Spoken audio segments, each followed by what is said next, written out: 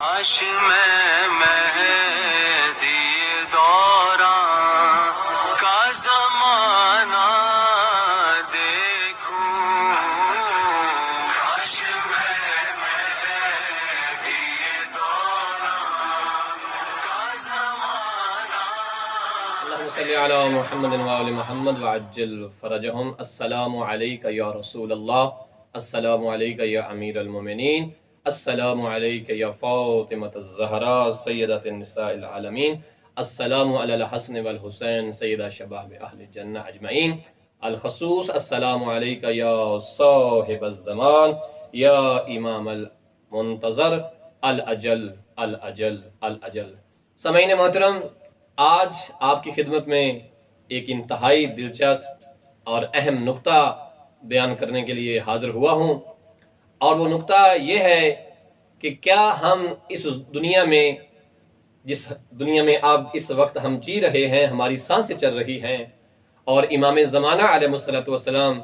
پردہ غیبت میں ہیں، یعنی ہماری نگاہوں سے اوجھل ہیں، یقین وہ بھی اسی دنیا میں موجود ہیں، لیکن ہماری نگاہوں میں طہارت نہیں ہے، یہ پاکیزگی نہیں ہے کہ ہم اپنے امام علیہ الصلوۃ والسلام کو پہچان سکے۔ اگرچہ ہمارے امام ہمیں دیکھتے بھی ہیں، ہمیں پہچانتے بھی ہیں، اور ایک بزرگ کو جب امام زمانہ علیہ السلام کی زیارت ہوئی تھی تو اس بزرگ نے کہا تھا کہ مولا میرے حق میں دعا فرمائیے، تو امام نے فرمایا ہم اپنے تمام چاہنے والوں کے حق میں دعا کر دیں، اور ہمیں ان کا عدد بھی معلوم ہے کہ ہمارے چاہنے والے کتنے اس دنیا میں موجود ہیں۔ تو آج جو سوال آپ کے لیے جو ہے قابل غور اور قابل توجہ ہے وہ یہ ہے، کیا ہم بھی ہر روز امام زمانہ علیہ السلام سے ملاقات کر سکتے ہیں؟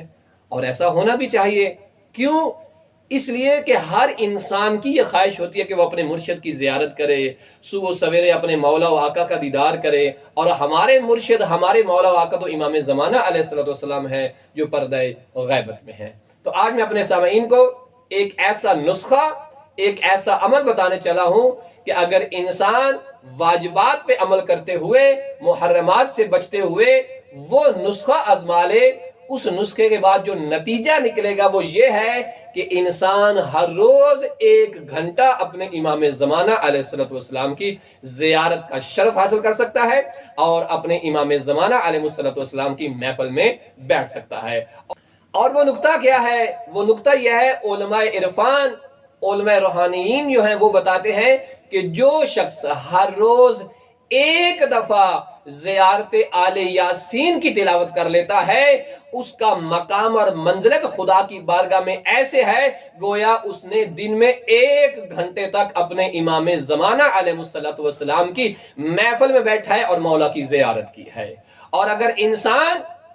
ہر روز دعائے ندبہ کی تلاوت کرتا ہے تو علماء فرماتے ہیں، علماء عرفانیین بتاتے ہیں کہ جو شخص ہر روز دعائے ندبہ کی تلاوت کرتا ہے گویا کہ اس نے صبح سے لے کر شام تک اپنے امام کی خدمت میں وہ حاضر رہا ہے اور اپنے امام کا دیدار کرتا رہا ہے۔ تو سامعین محترم، اگر ہم چاہتے ہیں ہر روز اپنے مولا و آقا سید و سردار امام زمان علیہ السلام کی زیارت کریں تو ہمیں نماز فجر کے بعد ہی جب ہم دعائے عہد پڑھتے ہیں اس کے ساتھ زیارت آل یاسین کی تلاوت کر لینی چاہیے، تاکہ ہماری صبح کا آغاز ہی دیدار امام زمان سے ہو جائے، اور جس کی صبح کا آغاز دیدار امام زمان سے ہو جائے، خدا کی قسم نہیں معلوم اس کا دن کیسے گزرے گا، اور اس کی راتیں کتنی رنگین ہو جائیں گی، راتیں کتنی خوبصورت ہو جائیں گی کہ جس رات میں بھی تڑپے امام زمان اس کے دل میں رہے گی، اور وہ صبح کا انتظار کرے گا تاکہ امام